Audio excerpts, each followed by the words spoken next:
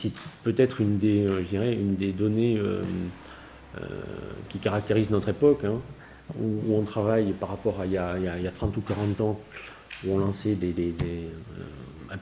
couramment des programmes de 500, 1000 logements. Aujourd'hui, les échelles sont très petites, hein, puisque les plus gros programmes aujourd'hui en logement social qui paraissent sont au maximum de 30, 40, 50 logements. Puis les besoins sont moins grands. Il y a 30 ans, il fallait répondre à une crise du logement. Donc il a fallu mettre en route une machine assez lourde pour répondre à ce besoin. Et ça a produit les grands ensembles, ça a produit des aménagements de zones entières de logements.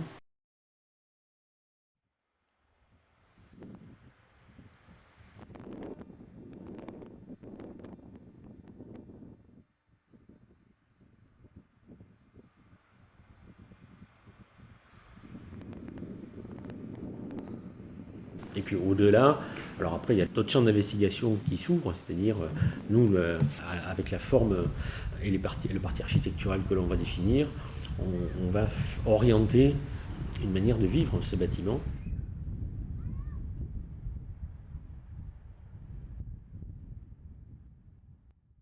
On a effectivement on a un fonctionnement différencié entre les deux unités. Donc sur la rue du 14 juillet, on a une unité qui fonctionne de manière, je dirais, autonome au niveau des dessertes de logement, très systématique, avec un réseau, donc une résie de coursives qui donne accès à des tout petits halls et qui à chaque fois desservent 2 logements. Vous voulez essayer de privilégier les points de rencontre à travers effectivement un réseau de circulation extérieur qui passe du logement up à l'extérieur tout de suite.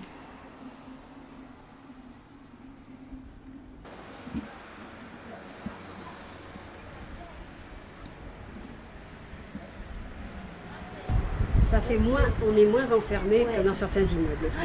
Ouais. Il y a moins d'enfermement ici que dans les immeubles où j'ai habité aux Couronneries, où il y avait un palier avec l'ascenseur sur le palier, les escaliers dans le... Et là, effectivement, on se sentait enfermé. Tout était enfermé. Là, tout est au grand jour, tout est ouvert. C'est quelque chose qui reste ouvert, donc, j'ai dit, c'était un lieu de vie plus convivial qu'un HLM normal.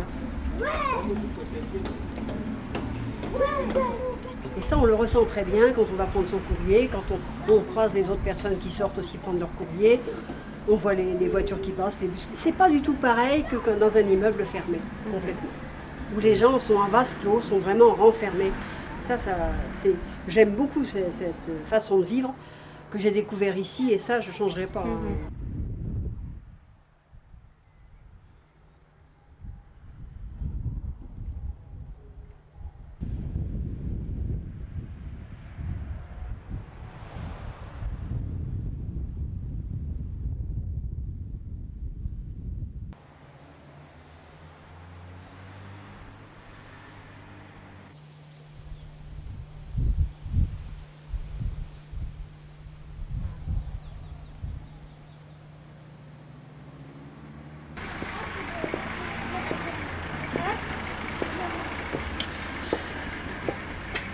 Alors là, c'est vrai, on croise les gamins, l'été, quand ils jouent, on peut s'arrêter avec eux, leur parler. On peut s'arrêter, leur parler, ils posent des questions. Et c'est un endroit où les gosses vont encore rencontrer des personnes. Je trouve que c'est ça qui est bien.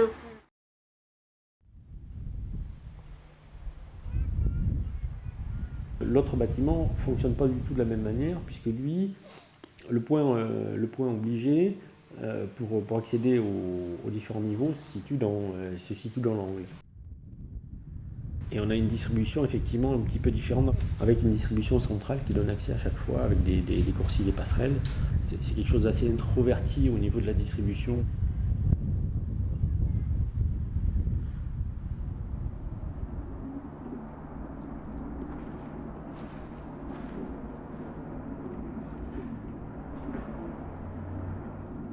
Mais c'est vrai que ceux qui sont du côté Saint-Jacques-de-Compostelle, avec le couloir de l'autre côté.